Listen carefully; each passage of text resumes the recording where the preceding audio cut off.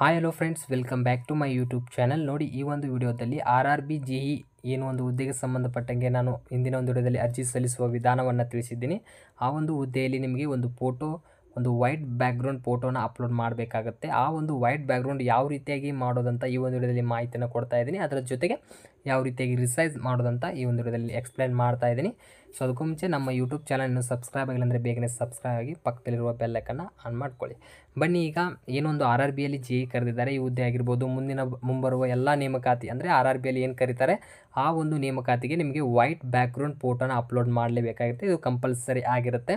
ಈ ಒಂದು white background ಯಾವ ರೀತಿಯಾಗಿ ಮಾಡಬೇಕು ಅಂದರೆ, ಈಗ ನಿಮ್ಮ ಕಡೆ ಸದ್ಯಕ್ಕೆ ಕಲರ್ ಬ್ಯಾಕ್ಗ್ರೌಂಡ್ ಇದ್ದರೂ ಅದನ್ನು ಕನ್ವರ್ಟ್ ಮಾಡಿ ನಾವು ವೈಟ್ ಬ್ಯಾಕ್ಗ್ರೌಂಡ್ ಯಾವ ರೀತಿಯಾಗಿ ಮಾಡಬೇಕಂತ ಈ ಒಂದು ವಿಡಿಯೋದಲ್ಲಿ ನಾನು ಮಾಹಿತಿಯನ್ನು ಕೊಡ್ತೀನಿ. ಯಾವ ರೀತಿ ಮಾಡಬೇಕಂತ ನೋಡೋಣ.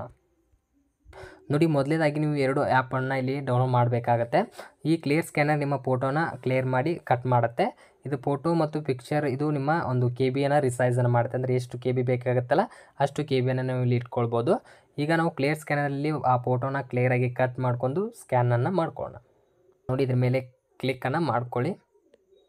ಇದ್ರ ಮೇಲೆ ಕ್ಲಿಕ್ ಮಾಡಿ ಈ ರೀತಿಯಾಗಿ ಓಪನ್ ಆಗುತ್ತೆ.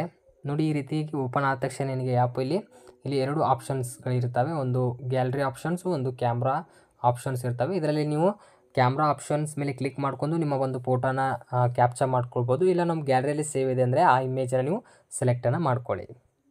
ನೋಡಿ, ಸೆಲೆಕ್ಟ್ ಮಾಡಿದ ತಕ್ಷಣ ನಿಮ್ಮದು ಗ್ಯಾಲರಿಯಲ್ಲಿರುವ ಒಂದು ಇಮೇಜ್ ಬರುತ್ತೆ. ಅದನ್ನು ನಾನು ಈಗಾಗಲೇ ಕಟ್ ಮಾಡಿದ್ದೀನಿ.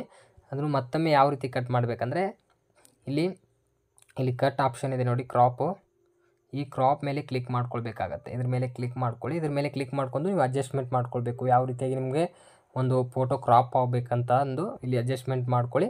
ಈ ರೀತಿ ಅಡ್ಜಸ್ಟ್ಮೆಂಟ್ ಮಾಡ್ಕೊಂಡು ಇಲ್ಲಿ ಎಸ್ ಅಂತಿದೆ ನೋಡಿ, ಇಲ್ಲಿ ರೈಟ್ ಮಾರ್ಕ್ ಇದೆಯಲ್ಲ, ಇದ್ರ ಮೇಲೆ ಕ್ಲಿಕ್ ಮಾಡ್ಕೊಳ್ಳಿ.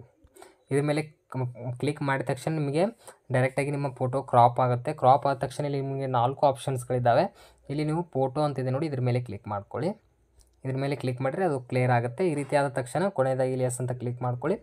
ಕ್ಲಿಕ್ ಮಾಡ್ಕೊಂಡು ಇದನ್ನು ಫೋಟೋ ಈಗ ನೀವು ಸೇವನ್ನು ಮಾಡ್ಕೊಳ್ಬೇಕು. ಸೇವ್ ಎಲ್ಲಿ ಮಾಡಬೇಕಂದ್ರೆ ಇಲ್ಲಿ ಆಪ್ಷನ್ ಇದೆ ನೋಡಿ, ಮೋರ್ ಅಂತ. ಇದ್ರ ಮೇಲೆ ಕ್ಲಿಕ್ ಮಾಡ್ಕೊಂಡು ಇಲ್ಲಿ ಸೇವ್ ಟು ಗ್ಯಾಲರಿ, ಏನು ಇಲ್ಲಿ ಸೇವ್ ಟು ಗ್ಯಾಲರಿ ಅಂತಿದೆ ನೋಡಿ, ಇದ್ರ ಮೇಲೆ ಕ್ಲಿಕ್ ಮಾಡ್ಕೊಂಡ್ರೆ ಈ ಇಮೇಜ್ ಸೇವ್ ಆಗುತ್ತೆ. ನೋಡು, ಅದು ಒಂದು ಇಮೇಜು ನಿಮಗೆ ಗ್ಯಾಲರಿಯಲ್ಲಿ ಸೇವ್ ಆಗುತ್ತೆ.